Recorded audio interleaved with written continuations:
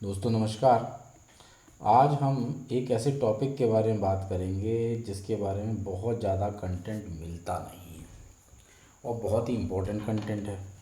चीज़ भी बड़ी ज़रूरी है जानना। तो उसका जो आज हम टॉपिक डिस्कस करने वाले हैं वो है आईओटी सिक्योरिटी। आईओटी सिक्योरिटी से रिलेटेड हम 4-5 नए वीडियोस बनाएंगे जिनमें हम देखने की कोशिश करेंगे कि क्या होता है, कैसे होता है। तो सिक्योरिटी का मतलब होता है सुरक्षा, है ना। सो ये देखना ज़रूरी है कि आईओटी से रिलेटेड जो है सिक्योरिटीज़ के मेजर पैरामीटर्स कौन कौन से हैं जिसके कारण ये टॉपिक हमको पढ़ना पड़ेगा या समझना पड़ेगा, या इसके पीछे बेसिक रीजंस क्या हैं। तो आजकल आप देखेंगे साइबर अपराध बहुत बढ़ रहे हैं, साइबर क्राइम्स बढ़ रहे हैं, अलग अलग तरीके से होते हैं, है ना। और आईओटी के बारे में हमने जब जैसे डेफिनेशन में देखा था कि ये बहुत बड़ा कॉन्सेप्ट है, वास्ट कॉन्सेप्ट है। इसमें मशीन भी आती है, इसमें डिवाइसेस भी आते हैं, इसमें थिंग्स भी आती हैं, इसमें पीपल भी आते हैं। तो अलग अलग तरीके के इंटरेक्शंस अपने आप आएंगे। तो उनसे रिलेटेड थ्रेट्स,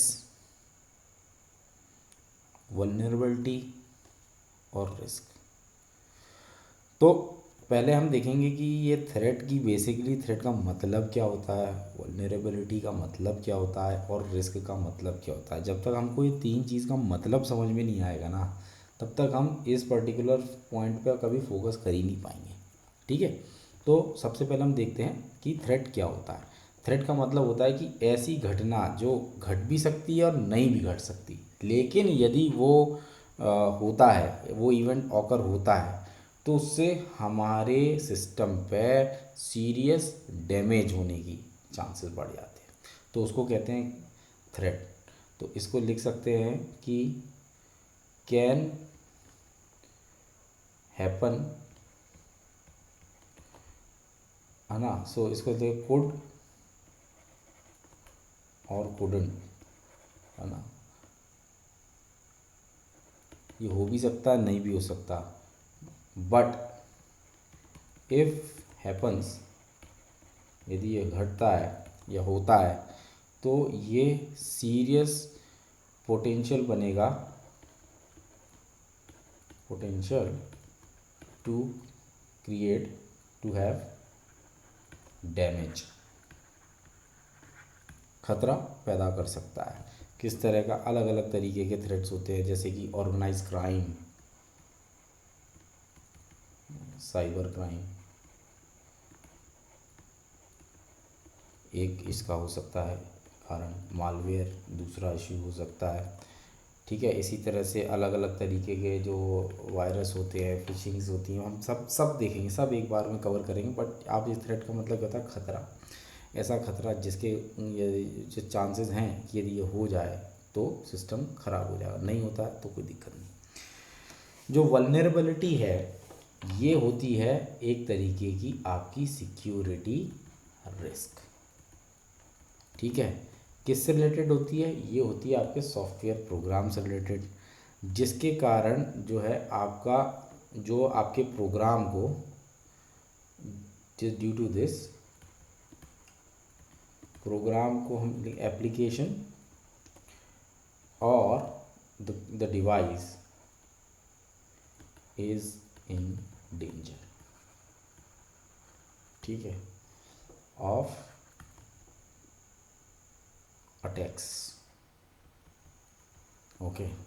बेसिकली ये है वीकनेस इन कोड बोल सकते हो आप, वीकनेस और गैप्स एसोसिएटेड विद प्रोग्राम्स। जो भी आपके प्रोग्राम से रिलेटेड जो वीकनेस हैं या जो गैप हैं, ये उनके बारे में बात करता है। जो तीसरा पॉइंट है जिसको बोलते हैं रिस्क। ठीक है। रिस्क के केस में हम देखेंगे रिस्क क्या होता है, कि जहाँ पे आपका थ्रेट और वल्नरेबिलिटी ओवरलैप करती है, ये वाला एरिया, ये है आपका रिस्क वाला एरिया। ठीक है। यदि थ्रेट है तो भी आपका सिस्टम रिस्क में है, वल्नरेबिलिटी है तो भी सिस्टम रिस्क में है। यदि थ्रेट मतलब या तो आपके सॉफ्टवेयर प्रोग्राम में कोई दिक्कत है, या कि यदि कोई इंटेंशनली अटैक कर रहा है, वो सिचुएशन है, तो उसके केसेस में ऐसी सिचुएशन बन जाती है जिससे कि आपको बहुत सारी समस्या आ जाती है, और उन समस्याओं से बचने के लिए आप अलग अलग चीज़ें करते हैं। और पहले हम देखेंगे कि कैसे आप एनालिसिस करते हो, क्या पैमाने हैं, क्या मानदंड हैं जिनके बेसिस पे आप ये एनालिसिस कर सकते हैं, है ना। तो इसमें एक संस्था है, इस संस्था के बारे में मैं आपको सजेस्ट करूँगा कि आप इसकी वेबसाइट पर ज़रूर जाएं। इसका पूरा नाम है open web application security project. आप जब इसकी वेबसाइट पर जाएंगे आपको बहुत अच्छी अच्छी जानकारी पढ़ने को मिलेगी, सुनने को मिलेगी। मुवास पे से भी आएंगे, हम देखेंगे कि अलग अलग तरीके थ्रेड्स कैसे होते हैं, अलग अलग तरीके की वल्नरेबिलिटी कौन कौन सी होती है, किस किस तरीके से अटैक्स होते हैं, क्या क्या इसके मेन कारण होते हैं, और सिस्टम किस तरीके से बिहेव करता है। तो अब मैं आपको एक और इसी में ऐड करूँगा कि इससे रिलेटेड जो है मेन इश्यूज़ कौन कौन से होते हैं, या सिस्टम का बिहेवियर किस तरीके से चेंज होता है। तो पहली चीज़ जो होती है इसमें क्या होता है कि आपका जो नॉर्मल बिहेवियर होता है ना, वो सेम नहीं रहता, अनप्रेडिक्टेड हो जाता है। अनप्रेडिक्टेबल बिहेवियर आपको ऑब्ज़र्व करने को मिलेगा, ठीक है। साथ ही साथ में जो अलर्ट्स होते हैं, जो मैसेजेस होते हैं या अलर्ट्स होते हैं, वो आना बंद हो जाते हैं या कम आते हैं, इस तरीके की सिचुएशन रहती है, ठीक है। जब आप कुछ नए फीचर ऐड ऑन करते हैं तो वो सिचुएशन में वो बहुत ही प्रॉब्लमेटिक होता है, काम करता है नहीं करता है, ऐड ऑन्स नहीं होता, अपग्रेड करने में दिक्कत देता है, इस तरह के बहुत इशू आ जाते हैं, है ना। या और कभी कभी क्या होता है कि एक्सपायर्ड सपोर्ट जो होता है वो ख़त्म हो जाता है, सपोर्ट ख़त्म हो गया, ठीक है। लॉन्ग डिवाइस लाइफ, या फिर इसको बोलेंगे आउटडेटेड सिस्टम, यदि आप यूज़ करते हैं तो भी खतरों के चांसेस बढ़ जाते हैं, ठीक है। अपग्रेड नहीं मिल रहा है, यहाँ पे आ गया अपग्रेड, तो